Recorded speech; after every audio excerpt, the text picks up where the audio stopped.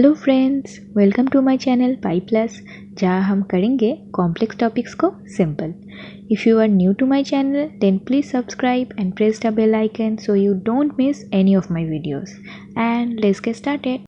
आज हम करेंगे क्लास 11 रिलेशन एंड फंक्शन। हम बुक फॉलो कर रहे हैं ML अग्रवाल।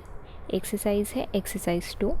इस वीडियो में हम रिलेशन एंड फंक्शन का थ्योरी पार्ट करेंगे और अगले वीडियो से हम जो एक्सरसाइज है वो सॉल्व करना स्टार्ट कर देंगे। पर वीडियो स्टार्ट करने से पहले दो इम्पॉर्टेंट बातें मैं बता दूं।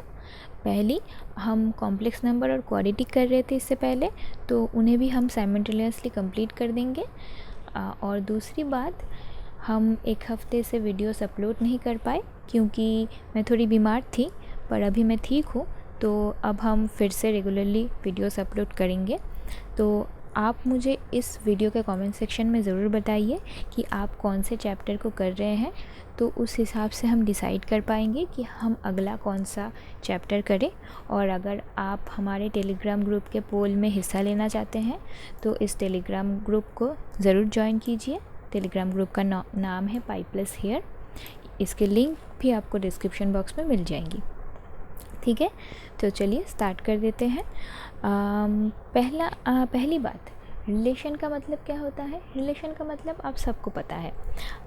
मतलब डेली लाइफ में आपको रिलेशन काफ़ी तरीके से रिलेशन दिखता है, जैसे कि पर्सन टू पर्सन रिलेशन होता है, टीचर स्टूडेंट का एक रिलेशन होता है, एक मदर का एक सन के साथ एक रिलेशन होता है, एक मदर का एक डॉटर के साथ एक रिलेशन होता है, आपके दोस्तों में एक रिलेशन होता है, आप लोग फ्रेंड्स हैं वो है रिलेशन, राइट। इस तरीके से पीपल के अंदर रिलेशन होता है।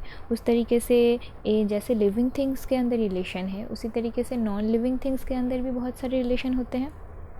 जैसे कि आप कैसे बोल सकते हैं कि लाइक समझ लीजिए आपका जो स्कूल बैग है उसके साथ स्कूल के बुक्स का रिलेशन है किसी तरीके से, राइट।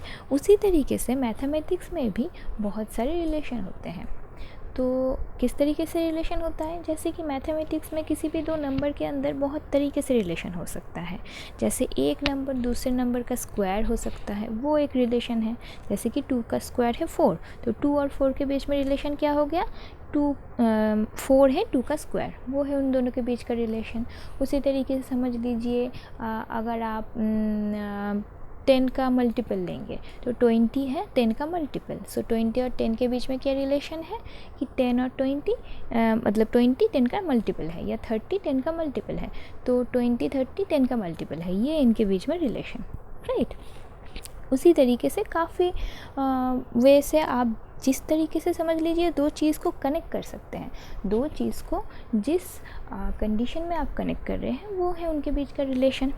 अब रिलेशन को और अच्छे से समझने के लिए मैथमेटिक्स में हमें कुछ चीज़ें जाननी पड़ेंगी। पहली चीज़ क्या है, पहली है ऑर्डर्ड पेयर। ऑर्डर्ड पेयर किसे बोलते हैं, अगर आप दो नंबर को ले रहे हैं और उसे एक सर्टेन ऑर्डर में लिख रहे हैं, जैसे कि समझ लीजिए आपके पास दो नंबर है 2 4, अब उसे आप एक सर्टेन ऑर्डर में लिखेंगे तभी उसका मीनिंग सही होगा, तो वो होगा ऑर्डर्ड पेयर। मतलब अगर आप 2 4 को 2 4 में लिखेंगे तभी उसका मीनिंग वो मीनिंगफुल होगा, पर अगर आप 4 2 करेंगे तो वो मीनिंग और 2 4 का मीनिंग सेम नहीं है, ठीक है ना। अगर आप सर्टेन ऑर्डर पे ही दो नंबर्स को लिख रहे हैं तभी उसका मीनिंग आ रहा है, तो उसे हम बोल सकते हैं ऑर्डर्ड पेयर। तो सर्टेन पेयर में लिखने पे ही क्यों मीनिंग आ रहा है, जैसे कि मैं एक एग्जांपल से समझा सकती हूँ आपको। समझ लीजिए जैसे हम ग्राफ में कैसे आपका कोऑर्डिनेट हम कैसे लिखते हैं, पहले हम एक्स कोऑर्डिनेट को लिखते हैं फिर हम वाई कोऑर्डिनेट को लिखते हैं, तभी तो आपको वो मीनिंग क्लियर होता है, राइट। जैसे कि अगर आपका एक पॉइंट के लिए एक्स कोऑर्डिनेट है 5 और वाई कोऑर्डिनेट है 9, तो आप इसे कैसे लिखेंगे 5,9। आप इसे अगर 9,5 लिखेंगे तो आपका एक्स कोऑर्डिनेट 9 हो जाएगा, राइट। अगर आपका एक्स कोऑर्डिनेट 5 है तो इसे आपको 5,9 में ही लिखना पड़ेगा। आप 9,5 लिखेंगे तो उसका मीनिंग चेंज हो जाएगा। तो ये एक सर्टेन ऑर्डर को मान रहा है, इसी चीज़ को हम ऑर्डर्ड पेयर बोलते हैं। ऑर्डर्ड पेयर का मतलब क्या होता है, दो नंबर है आपके पास दो मेंबर हैं, जो भी नंबर होगा, ऐसा कोई मतलब इम्पॉर्टेंट नहीं है, कुछ भी हो सकता है, जैसे कि दो फ्रूट्स भी हो सकते हैं, कोई भी पेयरिंग, ऐसे दो चीज़ों को लेके आप पेयर कर रहे हैं। जैसे समझ लीजिए अगर आप किसी केस के लिए एप्पल और बनाना लिख रहे हैं, तो एप्पल कॉमा बनाना लिखेंगे तभी उसका मीनिंग आएगा, पहले बनाना फिर एप्पल लिखेंगे तो मीनिंग नहीं आएगा। उस तरीके से अगर आप दो चीज़ को लिस्ट कर रहे हैं जहाँ पर उनका जो ऑर्डर है वो मैटर कर रहा है, उस चीज़ को हम बोलते हैं ऑर्डर्ड पेयर। ठीक है, तो पहला जो मेंबर होगा और दूसरा जो मेंबर होगा, उनका वो पोजीशन का अलग मीनिंग है। तो पहला मेंबर है आपका, फर्स्ट मेंबर जो है वो भी एक मीनिंगफुल पोजीशन लेके है, दूसरा मेंबर भी एक मीनिंगफुल पोजीशन लेके है। ओके, अच्छा, सेकंड इसके साथ रिलेटेड जो चीज़ है, ये देखने के बाद आपको समझ में आएगी कि ये पोजीशन इतना मैटर क्यों कर रहा है। अगर आपके पास दो ऑर्डर्ड पेयर है, समझ लीजिए A, B और C, D, ठीक है, दो ऑर्डर्ड पेयर है और मैं बोल रही हूँ कि दे आर इक्वल, तो मैं कब बोल सकती हूँ दे आर इक्वल? जब आपका जो फर्स्ट मेंबर है वो दूसरे ऑर्डर पेयर के फर्स्ट मेंबर के साथ सेम होगा, मतलब A और C सेम हुआ और सेकेंड मेंबर और यहाँ का सेकेंड मेंबर सेम हुआ, सो B और D सेम हुआ। आप समझ गए क्यों पोजीशन इतना इंपॉर्टेंट है? क्योंकि अगर आप A, B को कभी A, B की जगह B, A लिख देंगे तो फिर तो आपका B और C सेम हो गया और A और D सेम हो गया, मतलब सारे सेम हो गए। पर ऐसा है नहीं, सिर्फ फर्स्ट मेंबर के साथ फर्स्ट मेंबर सेम है और सेकंड मेंबर के साथ सेकंड मेंबर सेम है। ये आपस में सेम हो सकते हैं पर वो स्पेशल केस होगा, हमेशा नहीं होगा। ठीक है ना, तो ऑर्डर्ड पेयर में पोजीशन बहुत इंपॉर्टेंट है, पोजीशन मैटर करेगा। और आप दोनों ऑर्डर्ड पेयर को सेम कब बोल सकते हैं? जब उनके मेंबर्स अलग से सेम हो। तो इसको यूज़ करके हम इसको कैसे अप्लाई कर सकते हैं? जैसे कि समझ लीजिए मैंने आपको बोल दिया है ये this order pair is equal to this order pair, तो इसका मतलब क्या हो गया? इसका जो फर्स्ट मेंबर है दैट इज़ A+B, ये जो फर्स्ट मेंबर है that is equal to this first member of this ordered pair. तो इसका फर्स्ट मेंबर क्या है? 7, तो आप यहाँ से लिख पाएंगे A+B इज इक्वल टू 7। उसी तरीके से आप क्या लिख सकते हैं? इसका जो सेकेंड मेंबर है और इसका जो सेकेंड मेंबर है वो सेम है, तो 3B - 2 इज इक्वल टू -5। और यहाँ से आपको दो इक्वेशन मिल गया जिससे आप सॉल्व करके A और B के वैल्यूज़ निकाल सकते हैं इजीली। तो आपको ये ऑर्डर्ड पेयर का जो ये कंडीशन है ये यूज़ करके आप यहाँ से ये ऑर्डर्ड पेयर निकाल सकते हैं। ओके, तो ये हो गया ऑर्डर्ड पेयर। दूसरी चीज़ हम जो पढ़ेंगे दैट इज़ कार्टेशियन प्रोडक्ट। तो कार्टेशियन प्रोडक्ट क्या होता है? कार्टेशियन प्रोडक्ट का मतलब है, अगर समझ लीजिए आपके पास दो सेट हैं, सेट हमने इससे पहले बहुत डिटेल्स में पढ़ लिया है, अगर आपने नहीं देखा है तो वीडियोस ज़रूर देखिए, लिंक आपको डिस्क्रिप्शन बॉक्स में मिल जाएंगी। एक्चुअल में सारे वीडियोस हमने जितने भी वीडियोस कंप्लीट किए हैं, जो जितने भी चैप्टर्स 11 के ऊपर कंप्लीट किए हैं, सारे वीडियोस के लिंक आपको डिस्क्रिप्शन बॉक्स में मिल जाएंगी।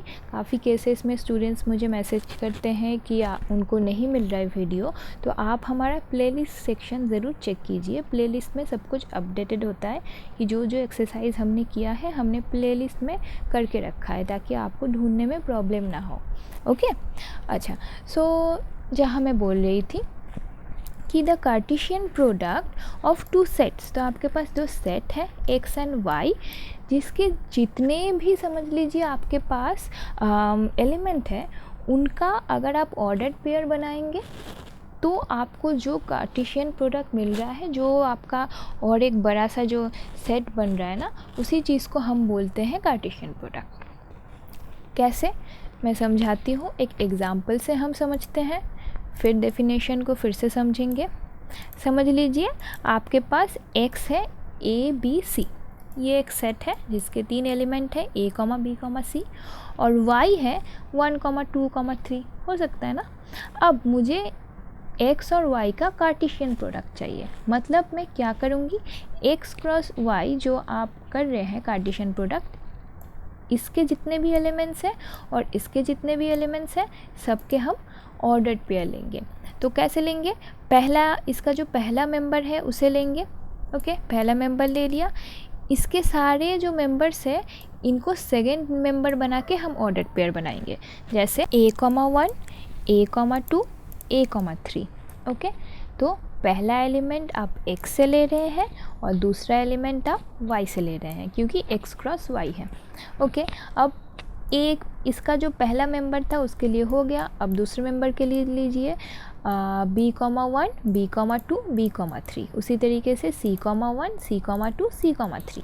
आपको ये याद रखना पड़ेगा कि यहाँ पर जितने भी ऑर्डर पेयर बनेंगे उसके सारे ऑर्डर पेयर में उसका फर्स्ट जो मेंबर होगा वो x से आएगा और जो सेकंड मेंबर होगा वो y से आएगा। ठीक है ना, क्योंकि यहाँ पर x पहले है और y बाद में है। तो देखिए यहाँ पर वही लिखा है कि the Cartesian product x cross y between two sets x and y is the set of all possible.